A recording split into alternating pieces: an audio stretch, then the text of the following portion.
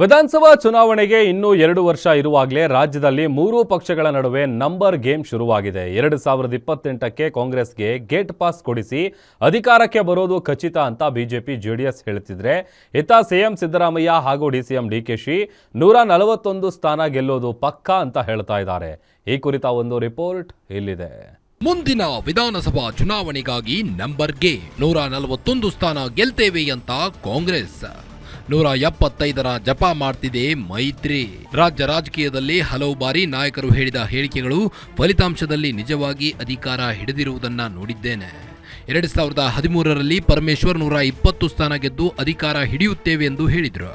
ಅದರಂತೆ ಅಧಿಕಾರ ಬಂದ್ರು. 2018ರಲ್ಲಿ ಕುಮಾರಸ್ವಾಮಿ ನಾನೇ ಸಿಎಂ ಅಂತ ಹೇಳಿ ಅಧಿಕಾರಕ್ಕೆ ಬಂದ್ರು.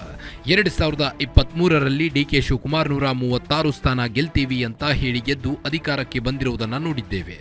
ಈಗ ಅಂಥದ್ದೇ ಒಂದು ರಾಜಕೀಯ ಭವಿಷ್ಯವನ್ನ ನಾಯಕರು ಈಗಲೇ ಶುರು ಮಾಡಿದ್ದಾರೆ. ಬಿಜೆಪಿ ಜೆಡಿಎಸ್ ನಾಯಕರು 175 ಸ್ಥಾನ ಘೋಷಣೆ ಮಾಡಿದರೆ, ಕಾಂಗ್ರೆಸ್ ಅವರು 141 ಜಪ ಮಾಡಿದ್ದಾರೆ. ಕಳೆದ 15 ದಿನಗಳ ಹಿಂದೆ ವಿರೋಧ ಪಕ್ಷದ ನಾಯಕ ಆರ್ ಅಶೋಕ್ 175 ಸ್ಥಾನಗಳನ್ನ ಜೆಡಿಎಸ್ ಜತೆ ಸೇರಿ ಗೆಲ್ತೀವಿ ಅಂತ ಹೇಳಿದರು. ಅಲ್ಲದೆ ಕಾಂಗ್ರೆಸ್ ವಿರುದ್ಧ ಜನ ಈಗಾಗಲೇ ದಂಗೆ ಎದ್ದಿದ್ದಾರೆ. ನಮ್ಮ ಮೈತ್ರಿ ಪಕ್ಷಗಳಿಗೆ 175 ಸ್ಥಾನ ಕಾಯಂ ಅಂತ ಭವಿಷ್ಯ ನುಡಿದಿದ್ದಾರೆ. ಈಗ ಕಾಂಗ್ರೆಸ್ ಕೂಡ ನಂಬರ್ 1 ಗೇಮ್ ಜಪ ಮಾಡ್ತಿದೆ. ನಿನ್ನೆ ಹಾವೇರಿ ಸಮಾವೇಶದಲ್ಲಿ ಡಿಸಿಎಂ ಡಿಕೆ ಶಿವಕುಮಾರ್ ಮತ್ತೆ ನಾವು ಅಧಿಕಾರಕ್ಕೆ ಬರುವುದು ಪಕ್ಕಾ ಅಂತ ಘೋಷಣೆ ಮಾಡಿದ್ದಾರೆ. ಕೇವಲ 5 ಗ್ಯಾರಂಟಿಗಳು ಅಷ್ಟೇ ಅಲ್ಲ, ಭೂ ಗ್ಯಾರಂಟಿ ನೀಡಿದ್ದೇವೆ, ಇನ್ನೂ ಗ್ಯಾರಂಟಿಗಳ ಮುಂದುವರಿಯುತ್ತವೆ. 2028ಕ್ಕೆ ಮತ್ತೆ 141 ಸ್ಥಾನ ಗೆದ್ದು ಅಧಿಕಾರ ಹಿಡಿಯುವುದು ಪಕ್ಕಾ ಅಂತ ಹೇಳಿದ್ದಾರೆ. ಡಿಸಿಎಂ ಹೇಳಿಕೆಯನ್ನ ಸಚಿವ ಪ್ರಿಯಾಂಕ್ ಖರ್ಗೆ ಸಹ ಪುನರುಚ್ಚಾರ ಮಾಡಿದ್ದಾರೆ. ಯಾರಿಗೂ ಅನುಮಾನ ಇಲ್ಲ, ನಾವು ಮತ್ತೊಮ್ಮೆ ಖಂಡಿತವಾಗೂ ಬಂದೇ ಬರ್ತೀವಿ.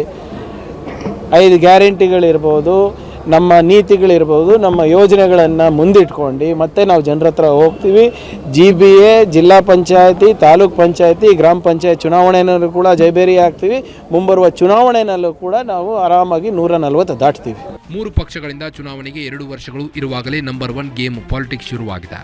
ಈಗಿನಿಂದಲೇ ಹೇಳಿಕೆ ಕೊಡುವ ಮೂಲಕ ಟ್ರೆಂಡ್ ಸೆಟ್ ಮಾಡಬೇಕು ಅನ್ನೋದು ನಾಯಕರ ಲೆಕ್ಕಾಚಾರ. ಇದರಲ್ಲಿ ಯಾರು ಗೆಲ್ತಾರೆ, ಯಾರು ಸೋಲ್ತಾರೆ ಅನ್ನೋದಕ್ಕೆ ನಾವು ಇನ್ನೂ 2 ವರ್ಷ ಕಾಯಲೇಬೇಕಾಗಿದೆ.